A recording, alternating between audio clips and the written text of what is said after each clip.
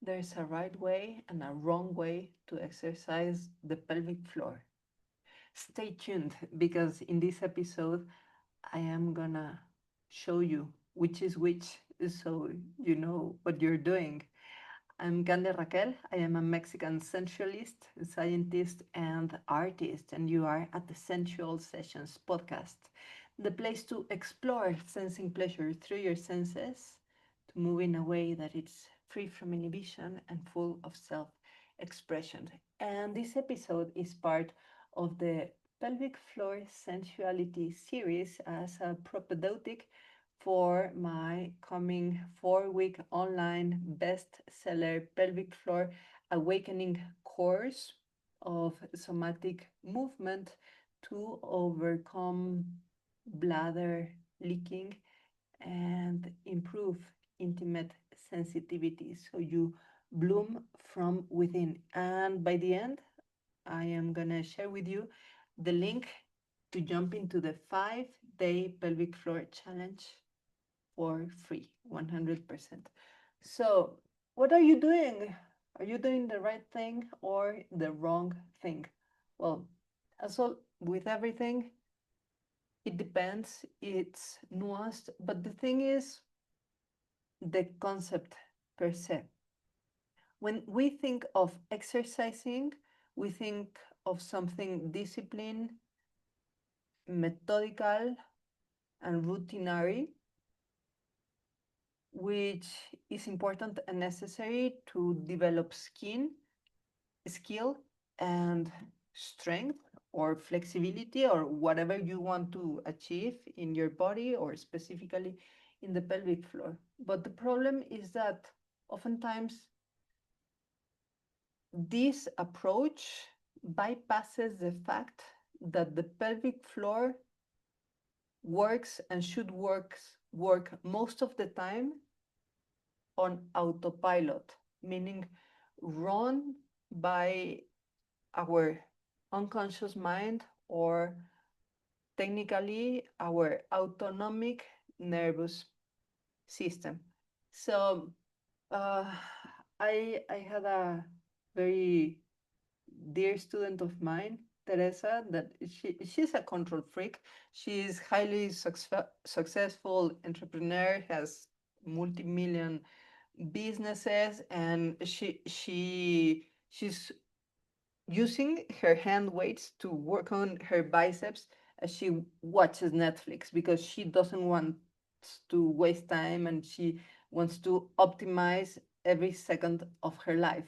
But when it came to the pelvic floor, everything she tried to do only worsened the problem. And the problem per se was this approach of imposing a structure into this area of the body that is the pelvic floor musculature. And her leaking increased. She was using normal menstrual pads and she had to shift to diapers, and she was super frustrated because she also cares about vanity, and she said that she was feeling like a 90-year-old woman when she was actually 55.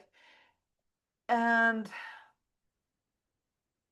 what it was very challenging for me as her somatic movement teacher was not to teach her discipline, but to actually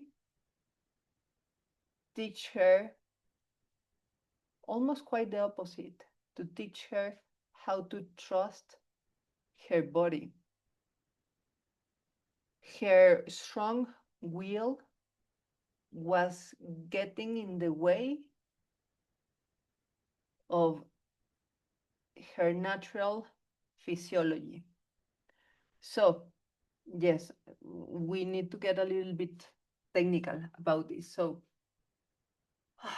what do we use the pelvic floor for? Well, of course, sex. That's the most epic thing about the pelvic floor. We have the genitals there. We have a lot of nerve endings. that get activated during the arousal of, say, the clitoris or the erection of the penis or whatever, fantastic. But that's just like the cherry of the cake of the highlights of life. But most of the time, the pelvic floor has to do two basic things that are excretion. You have to pee and you have to poop, meaning the pelvic floor needs to let things go, needs to open selectively, and also in the case of intercourse, it needs to allow also things to come in, okay? So that happens maybe couple times a day. Maybe you go to pee a little bit more often, but still, what the pelvic floor does the most is to support breathing. How is that? Well, the pelvic floor is part of a very important system that is called the core system. And you use the core system of muscles to breathe. Nonetheless, the most important thing we need to do to stay alive is to breathe. So let me tell you a little bit about the core system. The core system is like a can of, say, Campbell soup. So you have the Campbell soup can, and imagine that you have that can in the center of your torso. And the base of the can is the pelvic floor. And what's inside the can? It's not mushroom soup, but it's rather your digestive organs. And the lid, the cap of the can is this muscle that you use to breathe that is called the diaphragm. And all around the can, where you see the Campbell Soup logo printed, we could imagine that we have a very important sheath of muscle that is the transversus abdominis, or the deepest layer of your abdominal wall. And then on the back, you have the multifidi muscles that connect one vertebra to the next, or up to 3 to 5 down the line. And also the psoas muscle, the muscle, by the way, of whole body orgasms, allegedly. So you have your core system, this can of muscles that contain your digestive organs. And what the core system does primarily is to breathe. Also supports on containing the organs for bowel movement, and it's very important also for keeping your posture and ensuring spinal health. But the number one priority of the core, and therefore of the pelvic floor, is breathing. Yes. Every time you breathe, you use the core system and therefore the pelvic floor. Every time you inhale, you're using the pelvic floor. Every time you exhale, you're using the pelvic floor. Now, the question is this: how many times a day you breathe? It's a big number. Take a guess. More than 1,000? Yes. You take actually more than 5,000 breaths, even more. Here's the number: you breathe 22,000 times a day, more or less. Meaning you need to use the pelvic floor 22 times a day to breathe. And if you're alive, it means that, good news, your pelvic floor somehow it's still doing its job, even if you are struggling with it. But it's a lot. You really use the pelvic floor a lot. And you and here's the cross of the matter.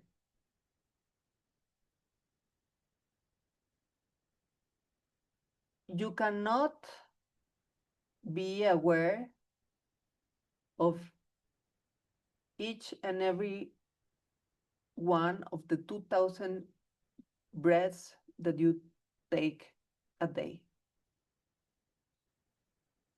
And if it was required of me to be aware and to exert at will every breath, I would be long dead. Like since I was a baby, because I didn't know how to put attention in something so complex.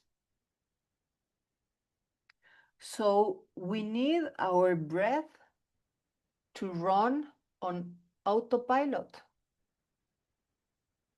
in the same way that we need our thymus glands and our pituitary gland and our liver to produce hormones and enzymes on autopilot, and we need our kidneys to filter gallons and gallons and gallons of blood on autopilot, and we need our intestines to take the nutrients from food and fruit on autopilot.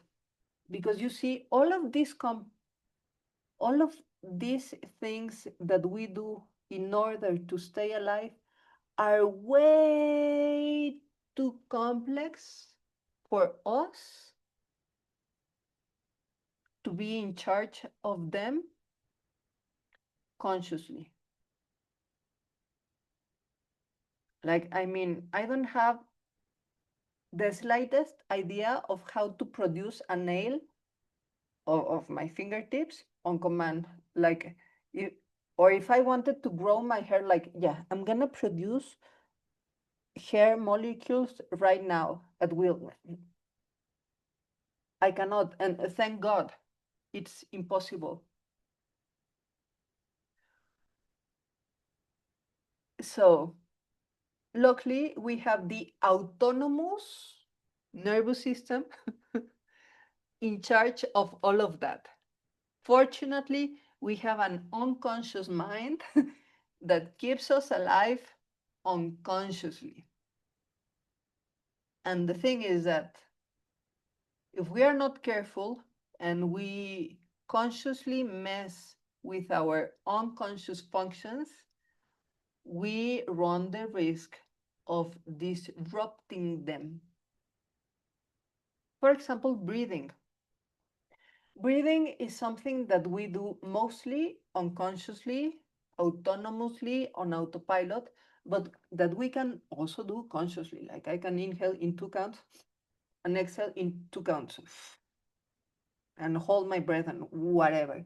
But that's a modern middle class sophistication for whatever reason. And sometimes it's useful, but if we are careful about it. So the pelvic floor muscles are special in the same way that all the muscles of the core are special: the diaphragm, the transversus abdominis, the psoas, and the multifidus. You don't need to remember the names, just know that they are different because they have a different anatomy than the rest of the muscles.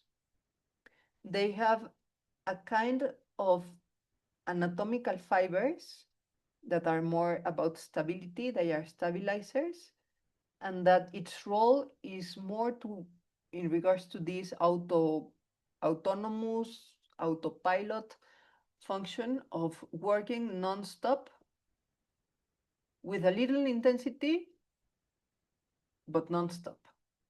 So the pelvic floor muscles are more like marathon runners. They do less effort but in a prolonged amount of time, actually non-stop. In contrast with the rest of the muscles, like the gluteals, the biceps, or the quadriceps, or whatever muscles that are more like sprinters.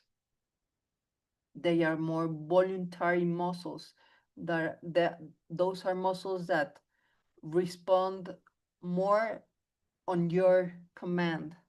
That's its role, that they should support you on all of the bunch of very important things that you can only do voluntarily, consciously. Like I want to pick up my mug of coffee and get a sip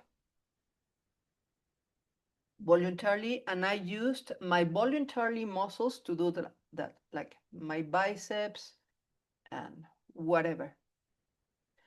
So, in order to properly exercise the pelvic floor, we need to understand its uniqueness and respect it.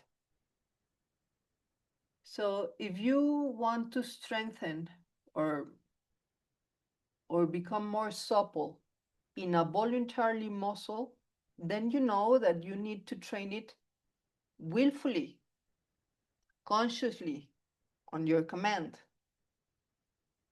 But if you know that the pelvic floor works in synergy with the rest of the core muscles on autopilot, breathing 22,000 times a day, as they should, even though you can engage the pelvic floor voluntarily,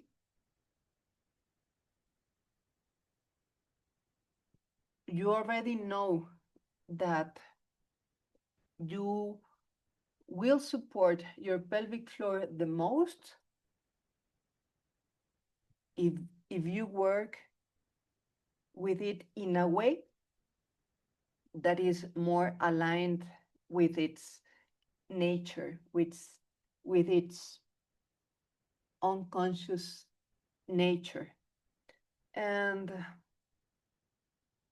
that's why many times the Kegel approach doesn't work and can even be detrimental because it works the pelvic floor consciously and in isolation, as if the pelvic floor, like it completely disregards that the pelvic floor is part of the core system. It completely disregards that the pelvic floor has the immense responsibility of working autonomously 22,000 times a day. So, what we want to do is to do the opposite. Instead of imposing a fixed amount of rhythm and repetitions in the pelvic floor in isolation, we want to throw that to the bin and work on supporting the natural ways of the pelvic floor and the natural ways of breathing. And that's, in my experience, the best way to exercise the pelvic floor, to support its nature, in contrast with the wrong way of exercising the pelvic floor that would be in isolation and through imposition, that it's also quite aggressive for an area of our body, especially for women, that we have endured so much taboo and so much difficulty to, on top of that, place a demand, an expectation, an imposition that has nothing to do with your sensitivity, nor with the science of how the anatomy of the pelvic floor works as a system. So I invite you to do the core practice of pelvic floor awakening, that is embodying the pelvic floor sensitivity with a natural breath. And let's give it a try. It's only 3 steps. The first is to focus on the exhale. The second is to focus on the shape of the breath. And lastly, to ask yourself for self-consent to delight in the pelvic floor sensuality. So the first step is to focus on your natural breathing. Don't do anything. Just keep existing and notice how you do that. Ah, see if you can ah, let yourself be breathed by your own breath. See if you can just let it be. If you can let your breath be however it wants. And if you can be supportive of the whole cycle, if you can let yourself complete each inhalation and each exhalation, however it may be and wants to be, without any disruptions or impositions, just very respectfully beholding your breathing pattern. And pay special attention to the exhale because we are in such a hurry because of our hustle culture. We are so anxious that we tend to cut our exhalation in half. We haven't even finished exhaling and we are already running towards the next inhale. So see if you can uh, just get curious on how far can you let your exhalation uh, go. See how much you can let it be. And just by allowing this, you're supporting the self regulation of your nervous system. And chances are that by now you're already shifting from one side of the brain to the other and improving the communication between your brain hemispheres. Probably you're starting to feel different. You're sensing a shift in your brain chemistry because you may already be shifting from survival mode to rest and digest mode, which is what we want. When we are in a mood of resting and digesting, we have already shifted to what is technically called parasympathetic dominance. And in this modus operandi of your nervous system, uh, there are better chances for you to capture the nuanced sensations of your pelvic floor. And be ready to go to the next step, that is noticing and focusing on the shape of the breath. So notice how your inhalation has a shape of expansion in the belly, sides of the waist, the rib cage, maybe lifting a little bit of the shoulders and a little bit of the yawning of the pelvic floor. And on the exhale, there's like a falling in towards your center. Notice if you can sense the shape of your breath changing on the inhalation and exhalation. And then pay special attention on the shape of your breath in the pelvic floor. If you notice an expansion on the inhalation and a drawing in and up of the pelvic floor on the exhalation. And this is ever so gentle. Remember, you are not doing it, you are just witnessing respectfully what's going on, which is the natural movement of the breath. This is a natural breath pattern. So just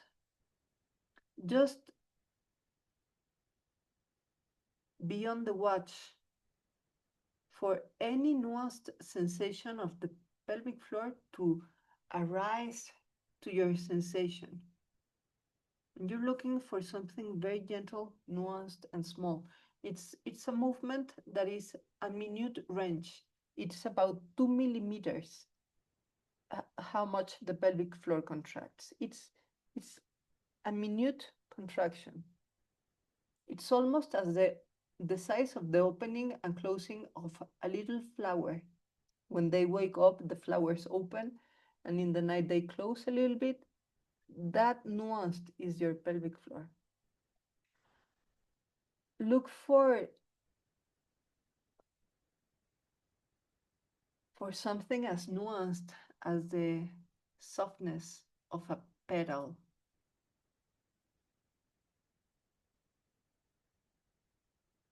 with utter respect to this intimate area of your body. And maybe by now you have some sensation of the pelvic floor already going on because you are looking for the right intensity in the right place. Remember, we are looking for something that tends to run autonomously on autopilot. We are not looking for the intensity of a jaw clenching potency of muscle or a fist clenching. No, the pelvic floor is super soft, super nuanced. And lastly, step number 3 is ask for self consent. Ask yourself if you give yourself permission to delight in the sensations of the pelvic floor. If it's a no, or you just don't know, then keep doing what you're doing, like very rationally. And if you got a yes, then by all means do welcome the pleasure that your pelvic floor offers you. The pelvic floor is a highly innervated area of your body because of the genitals, because of the sphincters, and because it's the floor of all the torso. So there's a huge potential for sensual pleasure in the pelvic floor, especially non-arousal pleasure. You don't need to be on the bed with your beloved to enjoy the pelvic floor. Of course, that's encouraged, but that's only in the realm of sexuality and arousal. But what about all of the rest of your life? I invite you to welcome the pleasure of the pelvic floor when you're walking in the street, when you're answering a call. It's just like the pelvic floor is just another area of your body. It has been darkened by taboo, but it's time to bring it to the light of your sensitivity, just as you can sense and delight in the softness of the skin of your hands or savor a delicious ripe mango. Why wouldn't you delight in the pleasure of your pelvic floor? And this is the invitation of pelvic floor awakening that is coming up very soon. And if you're ready to take the next step, do join the 5-day pelvic floor challenge. It's free. You will get the first email in about 2 minutes. Just go to my website, which is my name, www.candiaraquel.com/pelvic floor challenge. I'm saying it again, www.candiaraquel.com/pelvic floor challenge. Hope to see you inside. And until then, remember to take the time to sense your fire so you can share the flame.